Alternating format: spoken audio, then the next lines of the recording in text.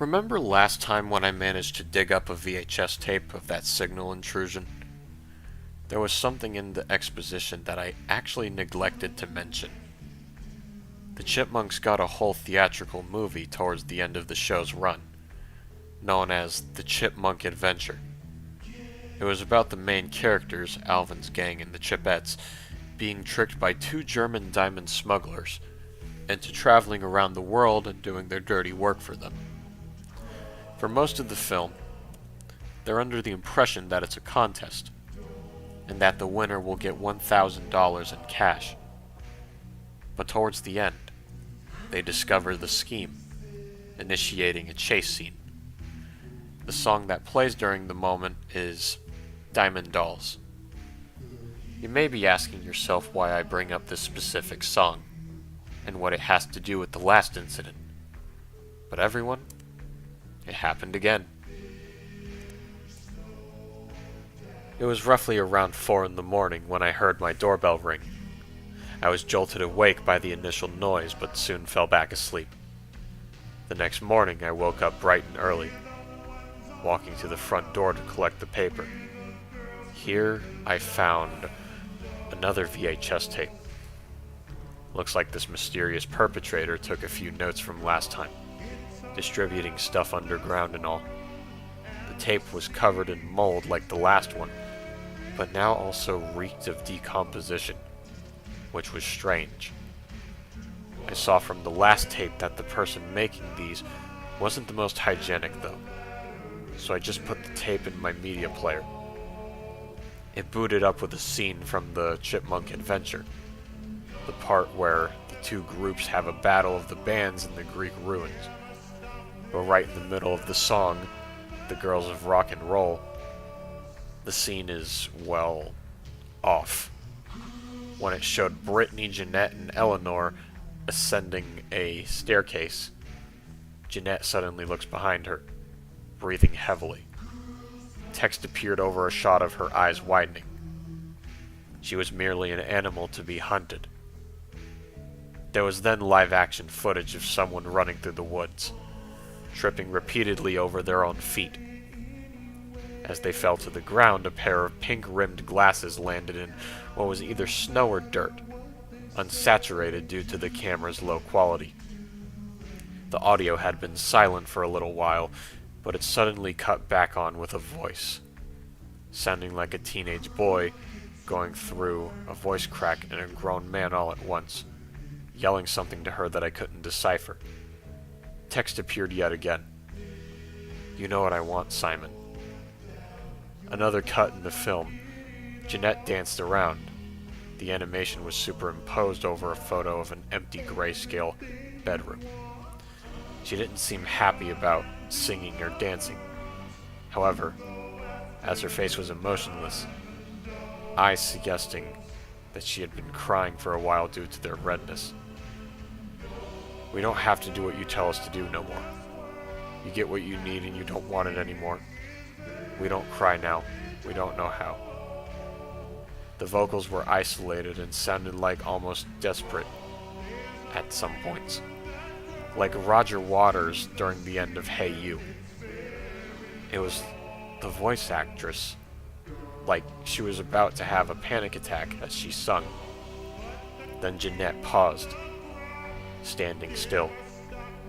The text returned, this time with a heavily distorted, vaguely supernatural narrator. "So, you draw them as chipmunks to cope?" "Yes, sir. I do." The teenager-like voice returned. The footage reverted to live action, and cut to a man loosely resembling Simon from the original tape, this time way more disheveled, with longer hair and glasses that made it impossible to see his eyes. He quietly sung the bridge of Diamond Dolls to himself. "Silver, platinum, I pass on them. You can have them. I know what I want." The young man suddenly turned towards the viewer, or myself. I could see his eyes. They were white, pure white, tear-stained, lost-looking, like a doll left in the rain by their child. He's the one on the run, the boy with the diamond dolls. I loved her. Why did she leave me behind? Why did she leave me to rot in the unforgiving Wisconsin snow? Why did she leave me to fend for myself? The oldest gets all the praise. Youngest gets all the love. But what do I get? I got intelligence, but no praise. Sympathy, but no love. I'm just another case in the files. Another kid gone missing. My name is Larry Lawson, but you can call me Simon. Mechanical whirring interrupted him as the tape unwound in the player, seeming to self-destruct. Right at the end, though, there was footage of the woods yet again.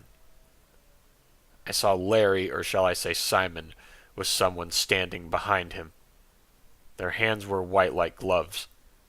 They'd come to snuff all who he'd bonded with, everyone he knows.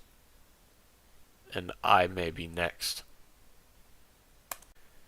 And that was Inside the Mind of Simon, the sequel to Half Speed, written by Sutinnit. Review time. That was awesome. Like, I had fun reading that. It felt unnerving somewhat.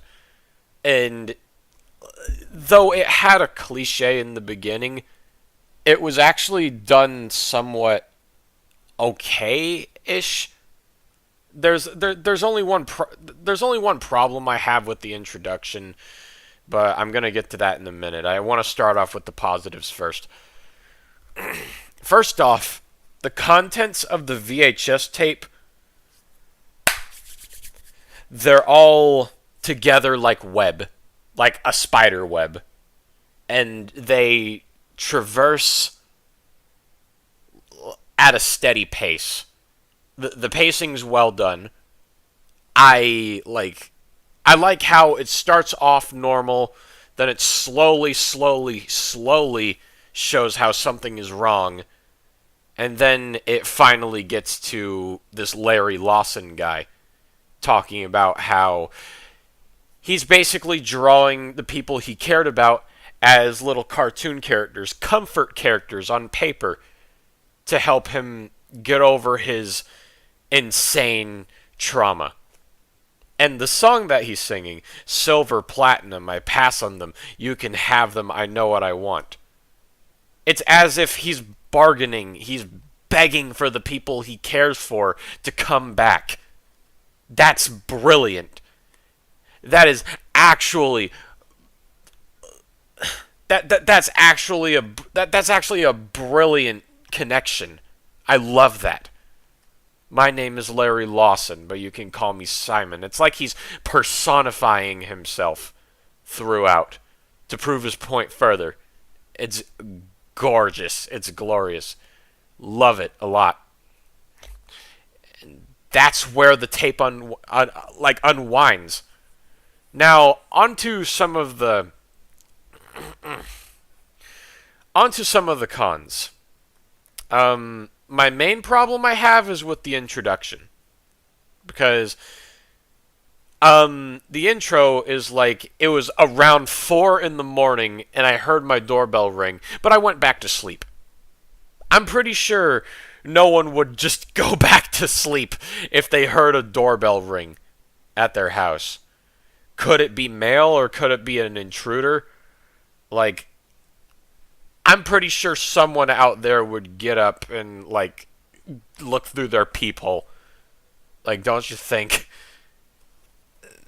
Yeah, that's kind of a little bit goofy. Also, another thing, this part kind of confused me a little bit. Where is it? Alright, here. It's mentioned in the beginning of the story that, like, there's, like, a part where Jeanette and Eleanor and... what was her name? Hold on. Brittany.